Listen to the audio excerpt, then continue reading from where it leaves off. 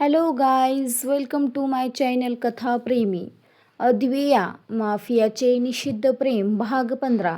पाठीमागचे भाग आपल्या चॅनलच्या प्लेलिस्टमध्ये भेटून जातील. ज्यांनी वाचले नसतील त्यांनी नक्की वाचा. श्याम, कामिनी आणि सोनी तिघेही यावेळी आपल्या गावातल्या जुन्या घरात आले होते. हे घर फारसं मोठं नव्हतं ना, काही खास सुविधा होत्या. एक छोटंसं खोलीसारखं घर होतं, जिथे राहण्यासाठी आणि झोपण्यासाठी मोजकेच पलंग गाद्या होत्या. घराच्या बाहेर अंगणासारखी जागा होती. तिथे एक कच्चा चुला बांधलेला होता.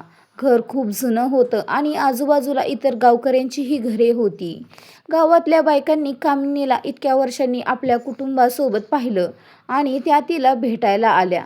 "अरे कामिनी, तू इथे? तू तर शहरात गेली होतीस ना? एवढ्या वर्षांनी या छोट्या गावाची आठवण कशी काय आली, की इथून तिथून तुला हाकलून दिलं?" अशा थेट प्रश्नांनी कामिनीचा राग उसळला. पण तिने स्वतःला सावरत जबरदस्तीचं हसू आणलं आणि म्हणाली, "असं काही नाही. आम्ही फक्त घराची दुरुस्ती करायला आणि गाव फिरायला आलो आहोत. खूप वर्ष झाली इथे येऊन. शहरात गावासारखं वातावरण नसतं, म्हणून कधीमधी गावात यावंसं वाटलं. शिवाय हे घर आमचंच आहे, कोणाची परवानगी घ्यायची गरज नाही." तिचं उत्तर ऐकून त्या बायकांनी तोंड वाकडं केलं आणि मनातल्या मनात टोमणे मारत तिथून निघून गेल्या.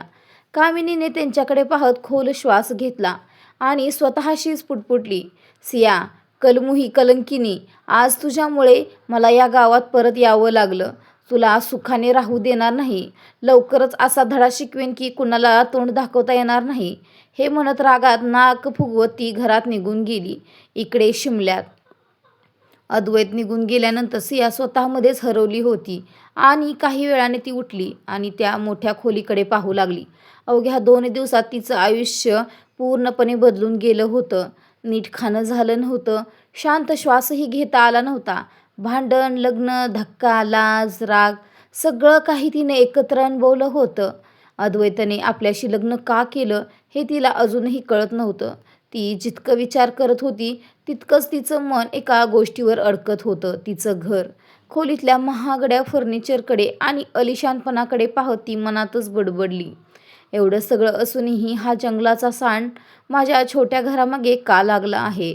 त्या घरातच माझ्या आईवडिलांची शेवटची आठवण आहे. त्या घरासाठी मी काका-काकूंचे जुलूम सहन केले. ते घर महत्त्वाचं नसतं तर केव्हाच निघून गेले असते. पण मी हार मानलेली नाही आणि मानणारही नाही. या भेडियाला माझ्या घराचं काहीही करू देणार नाही. कसंही करून मला माझं घर परत मिळवायचं आहे." ती अजून विचारात असतानाच बाथरूमचा दरवाजा उघडला आणि अद्वैत बाहेर आला. त्याचे केस ओले होते, कपाळावर चिकटलेले आणि गुडघ्यापर्यंत पाय ओले होते. बाथरूममधून त्याच रुंद छाती पूर्ण दिसत होती. केसांमधून वाहणारं पाणी नाक-ओठांवरून घसरत छातीवर खाली अदृश्य होत होतं. दरवाजाचा आवाज ऐकताच सियाने वळून पाहिलं आणि ती जागीच थिजली. तिचं हृदय वेगाने धडधडू लागलं. नजर हटेना. थोडासा रिलॅक्स झालेला अद्वैत तिला तसं पाहत असल्याचं पाहून हसला. त्याच्या डोळ्यात चमक आली. तो मनातच म्हणाला, "इतकी इनोसंट बेबी डॉल, हिला कधीच जाऊ देणार नाही. हिनं माझ्या आयुष्यात अशी उलथापालथ केली आहे की मीही पुन्हा माणूस झाल्यासारखं वाटतंय." राग आला, पण हिच्या निरागसतेवर प्रेमही झालंय. हीच माझ्या आयुष्याची सतत पडणारी सरी आहे. तिच्यासाठी तर मी संपूर्ण जग पेटवू शकतो. त्याच्या नजरेत सियासाठी अपार प्रेम, भावना आणि तिला कायम आपल्या जवळ ठेवण्याचा हट्ट होता. कोणीही तिला त्याच्यापासून दूर नेण्याचा किंवा तिला दुखावण्याचा प्रयत्न केला तर तो जिवंत गाडेल इतकी आग तिच्या डोळ्यात होती. तो तिच्याकडे एक पाऊल पुढे आला तसं सियाचं हृदय आणखी वेगाने धडधडू लागलं. लाजेची लालिमा गालांवर पसरली. तो अगदी जवळ उभा राहिला तेव्हा त्याचा उष्ण श्वास तिच्या चेहऱ्यावर जाणवला. तिने पापण्या झबकावत त्याच्याकडे पाहिलं आणि लाजून लाल झाली. घाईने तिने हात उचलून त्याच्या छातीवर ठेवत त्याला ढकललं आणि क्षणात तिथून पळ काढला. अद्वैत आपल्या जागीच उभा राहून सियाला तिथून पळताना पाहत राहिला. सिया क्षणातच वॉशरूममध्ये शिरली आतून दरवाजा बंद केला आणि त्याला टेक लावून छातीवर हात ठेवत खोल खोल श्वास घेऊ लागली. तिचा चेहरा हृदयापेक्षा जास्त लाल झाला होता. तिचा श्वास अजूनही विस्कटलेलाच होता. काही वेळाने श्वास सामान्य झाला तेव्हा तिने साडीच्या पदराने कपाळावरचा घाम पुसत स्वतःशीच पुटपुटली, हे देवा, मला हे काय झालं होतं? त्यांच्यासमोर मला इतकी लाज का वाटते? ते किती बेशरम आहेत. जेव्हा पाहावं तेव्हा मला माझ्याजवळ येऊन चिकटतात. मग पुन्हा तोंड वाकडं करत म्हणाली, पण मीही त्यांच्यासारखीच बेशरम झाले. मी कशी त्यांच्याकडे रोखून पाहत होते. हे सगळं त्यांच्यामुळेच होतंय. त्यांनीच मला त्यांच्यासारखं केलं. ती पुन्हा लाजली. काही क्षणांनी तिने वॉशरूमकडे नजर टाकली तर तिचे डोळेच विस्फारले. वॉशरूम खूप मोठं आणि प्रगत होतं. सगळं काही आलिशान, एक चमचमीत, महागडं. प्रत्येक वस्तू ब्रँडेड होती. तिने दोन्ही गालांवर हात ठेवत आश्चर्याने म्हटलं, हा जंगली लांडगा किती अमीर आहे. माझ्या संपूर्ण घराएवढं तर याचं एकटं वॉशरूमच आहे. या श्रीमंत लोकांचेही किती विचित्र शौक आणि चोचले असतात ना. आंघोळीसाठी एवढा वॉशरूम मोठा कशाला पाहिजे? माझ्यासाठी तर एक नळ आणि बादली पुरे.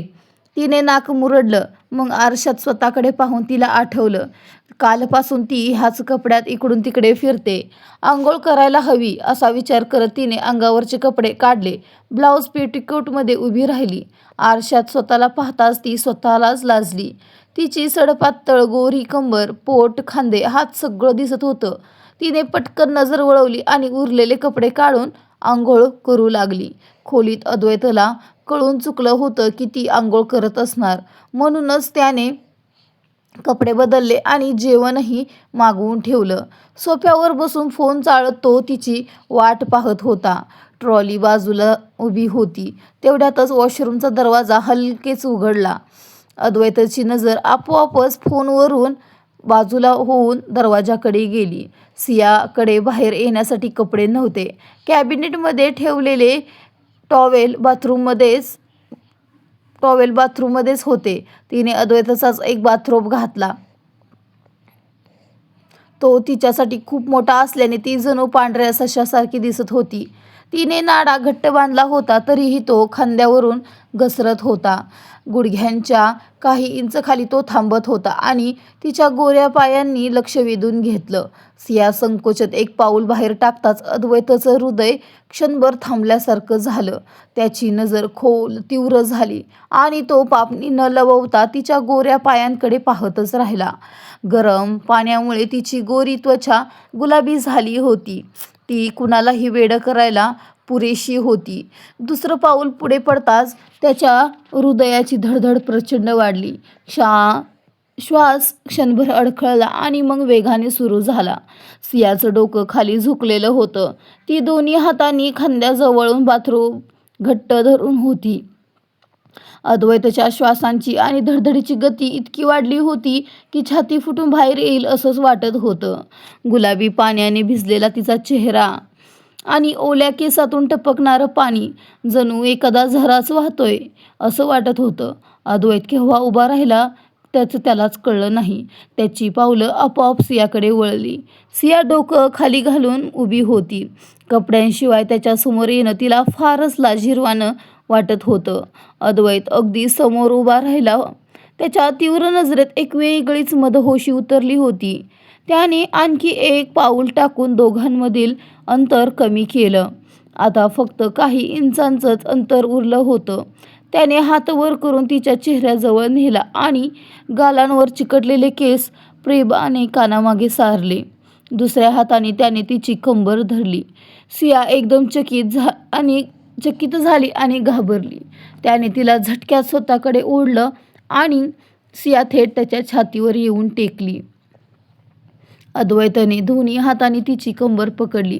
सियाचं हृदय बुलेट ट्रेनसारखं धावू लागलं. आधीच लाल गुलाबी झालेला तिचा चेहरा आणखीच रंगला. धक्क्यामुळे तिचे दोन्ही हात त्याच्या खांद्यांवर जाऊन टेकले आणि त्याच क्षणी बाथरोब खांद्यावरून घसरलं. अद्वैतचाही चेहरा हळूहळू लाल होऊ लागला.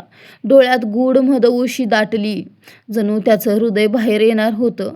त्याच्या शरीरात एक वेगळीच संवेदना उसळली. त्याने सियाची कंबर घट्ट पकडली आणि तिला अधिकच आपल्या छातीत ओढून घेतलं.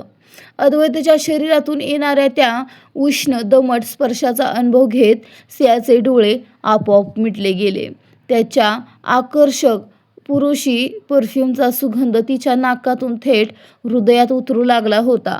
त्या क्षणी तिच्या हातांची पकड त्याच्या खांद्यांवर अधिक घट्ट झाली होती आणि दोघेही असेच एकमेकांना अनुभवू लागले. सियाचे डोळे बंदच होते. त्याच्या शरीरातून येणाऱ्या उष्ण ओलसर स्पर्शाने आणि त्या सुगंधाने ती पूर्णपणे हरवून गेली होती. तेवढ्यातच अद्वैतने झटक्यात तिची हनुवटी वर उचलली आणि तिच्या ओठांच्या कोमल स्पर्शाचा आस्वाद घेऊ लागला.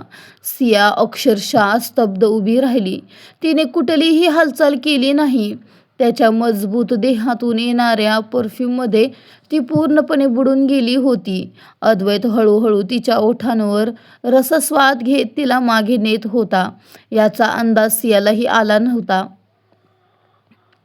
त्याने तिला भिंतीला टेकवून पूर्णपणे तिच्यावर झुकत तिच्या मानेमागे हात नेला आणि कंबर घट्ट धरली. कधी तिच्या वरच्या ओठांवर तर कधी खालच्या ओठांवर. सिया डोळे मिटून त्या उष्ण अनुभूतीत बुडून गेली होती. तिच्या हृदयाची धडधड वाढली. श्वास खोल खोल होऊ लागले.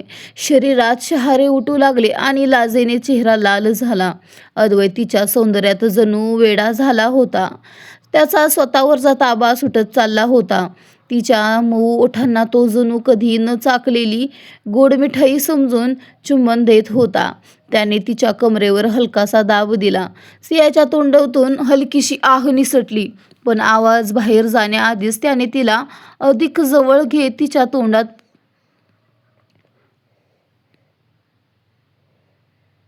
प्रवेश करत तिचा प्रत्येक स्पर्श अनुभवू लागला. त्याच्या उत्साहाने भरलेल्या देहस्पर्शाने सियाला वाटू लागलं आज तिचे ओठ आणि श्वास दोन्हीच वाचणार नाहीत. तो तिचा श्वासही जणू ओढून घेत होता. तिला दम लागला आणि तिने खांद्यावर ठेवलेल्या हातांनी त्याला दूर ढकलण्याचा प्रयत्न केला. पूर्णपणे त्या अनुभूतीत हरवलेला अद्वैत भानावर आला. तिला सोडलं नाही, पण श्वासासाठी जागा दिली. तरीही त्याने ओठ सोडलेच नाहीत. आज तो कुठलाही जोर न लावता कोमल चुंबन देत होता, पण मन तृप्त होत नव्हतं. सियाला श्वास मिळताच ती हळूहळू सावरली.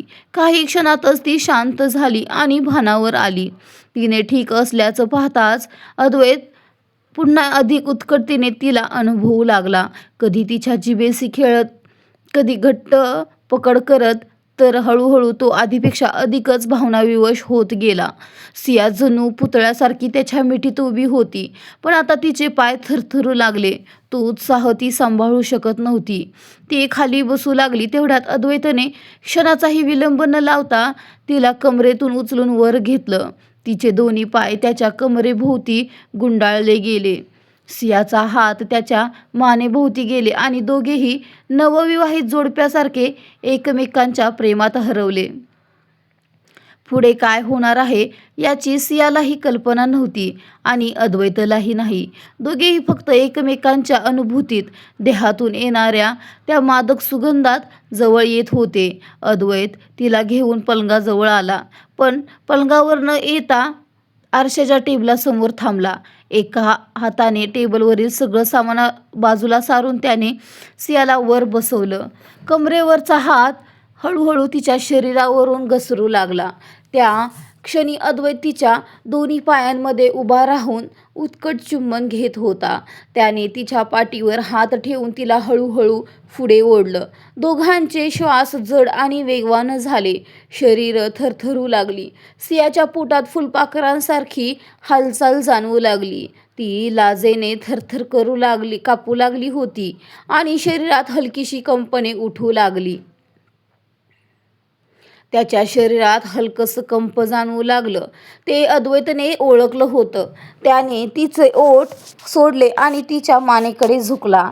त्याचा हात सियाच्या मानेच्या मागून घट्ट पकडलेला होता. सियाचं डोकं ड्रेसिंग मिररवर टेकलं होतं. तिची छाती पुढे उंचावली आणि तिचे हात ड्रेसिंगच्या कडांवर घट्ट पकडले गेले. अद्वैतने तिच्या बाथरूमच्या आत हात टाकला आणि घामाने ओलसर झालेल्या तिच्या गरम शरीरावर तो हात फिरवू लागला.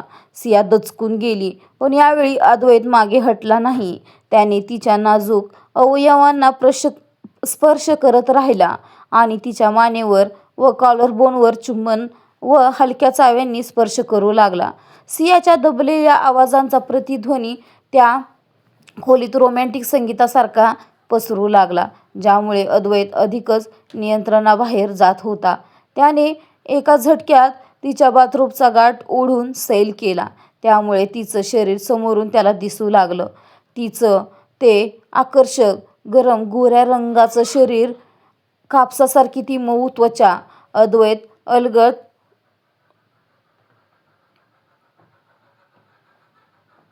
सहलवू लागला. तो तिच्या नाजूक जागांना स्पर्श करत होता, तर सिया फक्त आहे भरत होती. तिच्या श्वासांची गती वाढली. हृदय जोरजोरात धडधडू लागलं, जणू कुठल्याही क्षणी छाती बाहेर येईल असंच वाटत होतं. मदहोशीमध्ये सियाने अद्वैतला हाक मारली, "अद्वैत, मला काहीसं होतंय." अद्वैत तिच्यात पूर्णपणे हरवला होता. आज पहिल्यांदाच तिच्या तोंडून आपलं नाव अशा आर्त स्वरात ऐकून त्याच्या चेहऱ्यावर तीव्र आणि मोहक भाव उमटले. डोळ्यात तिच्यासाठी अमाप प्रेम, मदहोशी आणि वेड झळकत होतं. या एका क्षणात तो तिला इतकं प्रेम करू लागला की तिला कधीच दूर जाऊ देणार नाही असा निर्धार त्याच्या मनात ठाम झाला. त्याचं हृदय वेगाने धडधडत होतं. त्याने तिच्या मानेतून चेहरा वर काढून तिचा पूर्ण लाल घामेजलेला चेहरा पाहिला आणि मदहोशीने खोल, निवडक सुरात म्हणाला, "बेबी, पुन्हा बोल." सियाला काहीच समजत नव्हतं. ती फक्त त्याच्या उन्मादित स्पर्शांना प्रतिसाद देत होती. अद्वैत पुन्हा झुकला आणि तिच्या नाजूक भागांना जिभेच्या स्पर्शाने गुंतवू लागला. सियाच्या तोंडून जोरात आह निघाली. "आ अद्वैत." अद्वैतने तिच्या दुसऱ्या नाजूक भागावर हाताने दाब दिला. सियाची वेदनादायक आह बाहेर पडली. अद्वैत, दुखतंय, असं नको प्लीज." पण त्या क्षणी अद्वैतवर तिच्या शब्दांचा काहीही परिणाम होत नव्हता. त्याने तिच्या नाजूक भागाला ओठांनी कवेत घेत दाब दिला. सिया जोरात किंचाळली, नाही." आणि तिने त्याचे केस मुठीत घट्ट पकडले. अद्वैत तिच्या त्या मऊ अवयवांवर हातांनी व ओठांनी सतत प्रेमाची उधळण करत राहिला. सिया असह्य तडफडत होती, आहे भरत होती, वारंवार त्याचे केस ओढत होती, पण त्याला त्याचाही फरक पडत नव्हता. तो पूर्णपणे तिच्यात बुडून गेला होता. त्याने तिचा बाथरोब खांद्यावरून सरकवून आपल्या गरम ओठांचा तिथे स्पर्श दिला. सिया सिसकली, तरीही अद्वैत थांबला नाही. तो तिच्यावर प्रेमाची बरसात करतच राहिला. मात्र हे तीव्र प्रेम सियासाठी जड ठरत होतं. ती पाण्याविना तडफडणाऱ्या माशासारखी हालचाल करत होती. अद्वैतने तिची कंबर पकडून तिला आपल्या दिशेने ओढलं. तिच्या तोंडून एक जोरात आह निघाली आणि ती आता पूर्णपणे अद्वैतच्या छातीला जाऊन टेकली. तो तिच्या पायांमध्ये उभा असल्यामुळे तिला त्याच्या खालच्या शरीराची तीव्र जाणीव होऊ लागली. तिला प्रचंड लाज वाटू लागली. त्या क्षणी तिने फक्त बाथरोब घातला होता आणि आत मात्र काहीच नव्हतं. त्याची गाठ आधीच सैल झाली होती. बाथरोब फक्त बाजूला अडकलेला, समोरून व खालून ती पूर्णपणे ओपन होतं. अद्वैतने तिला आणखी घट्ट कवेत घेतलं आणि तिच्या खांद्यावर व मानेवर चुंबनांसोबत हलक्या बाईटचा वर्षाव करत राहिला. सियाचे हात आता त्याच्या खांद्यावर घट्ट रोवले गेले होते. तिची त्वचा काहीशी लाजेने तर काहीशी अद्वैतच्या घट्ट पकडीने आणि त्याच्या खोडकर बाईट्समुळे लालसर झाली होती आणि तिच्या ओठांतून निघणाऱ्या हलक्या करून आहांची मालिका थांबतच नव्हती. अद्वैतने तिला अचानक झटक्यात कमरेने घट्ट पकडून उचलले आणि बेडकडे नेऊ लागला. त्याचा चेहरा तिच्या केसात लपला होता आणि तो तिच्या कॉलर बोनवर किस करत होता. त्या क्षणी दोघांचेही हृदय इतक्या जोरात धडधडत होते की जणू कधीही छाती फोडून बाहेर येईल. दोघेही पूर्ण शुद्धीवर नव्हते. जणू एखाद्या दलदलीत अडकलेले अधिकच खोल जात होते. अद्वैतने सियाला हळूच बेडवर झोपवले आणि स्वतः तिच्यावर झुकला. तिला क्षणाचीही उसंत न देता तिचे ओठ आपल्या ओठात घेत तो तीव्रतेने चुमू लागला. त्याचे दोन्ही हात तिच्या हातात इंटरवाईड होऊन बेडमध्ये घट्ट रुतले होते. तो तिच्या ओठांना जणू लॉलीपॉपसारखे चाखत होता. किस अधिकच डीप आणि इंटेन्स होत गेली. सियाला श्वास घ्यायला अडचण जाणवू लागली. तेव्हा त्याने तिचे ओठ सोडले आणि तिच्या अंगावर आपल्या प्रेमाच्या खुणा उमटवू लागला. एका हाताने टेबलवरचा रिमोट उचलून खोलीची मुख्य लाईट बंद केली आणि मंद लॅम्पसारखी प्रकाशरेषा सुरू केली, ज्यात तरीही खोलीतील प्रत्येक गोष्ट दिसत होती. त्या मऊ उजेडात दोघेही जणू एखाद्या पेंटिंगसारखे चमकत होते. अद्वैत थोडा बाजूला झाला. आपली टी-शर्ट काढून बेडखाली फेकली. ट्राउझरही काढून टाकला. सिया खोल श्वास घेत होती. स्वतःला सावरायच्या आतच अद्वैत पुन्हा तिच्यावर झुकून तिच्या ओठांवर किस करू लागला. त्या क्षणी दोघेही एकमेकांना पूर्णपणे फील करत होते. सियासाठी ते स्वप्नासारखे होते, तर अद्वैतसाठी हृदयातून उसळलेली भावना. त्याने झटक्यात सियाला कमरेने पकडून उलटे केले. आता सिया वर आणि तो खाली. ती काही समजायच्या आतच त्याने तिचा बाथरोब काढून खाली टाकला आणि क्षणात तिला पुन्हा उलटे केले. तो इतका एक्सायटेड होता की एक सेकंदही वाया घालवणे त्याला जणू युद्ध हरण्यासारखेच वाटत होते. तिच्या अप्पर बॉडीवर ओठांनी खुणा उमटवत तो खाली सरकू लागला. सिया बेडशीट घट्ट पकडून वेगाने श्वास घेत अस्वस्थपणे मान हलवत ओठ चावत होती. अद्वैत तिच्या पोटावर येऊन नाभीभोवती जिभेची गोलाकार हालचाल करू लागला. तिला गुदगुल्या झाल्या. ती वर पाहू लागली, पण त्याने दोन्ही हातांनी तिची कंबर घट्ट पकडून ठेवली होती. अचानक त्याने तिथे बाईट घेतली. तिच्या तोंडून एक तीव्र किंकाळी निघाली. डोळ्यात पाणी आले. त्याने जोरात चावा घेतला होता. ती कातर स्वरात म्हणाली, अद्वैत, हळू, दुखतंय. पण अद्वैतने दुर्लक्ष केले आणि नाभीच्या आतपर्यंत जाऊन ती तीव्रतेने खेळू लागला. सियाला प्रचंड विचित्र आणि अस्वस्थ वाटू लागले होते.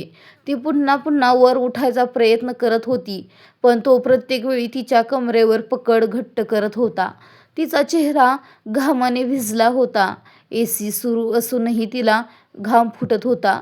तरीही त्याच्यासाठी हे सगळं अधिकच रोमांचक होत होते.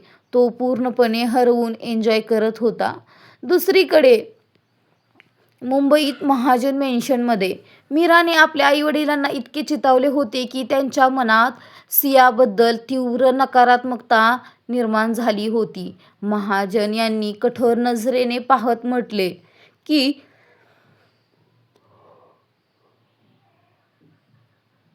तूच तर म्हणत होतीस ना, तो समजूतदार आहे, काहीही चुकीचं करणार नाही.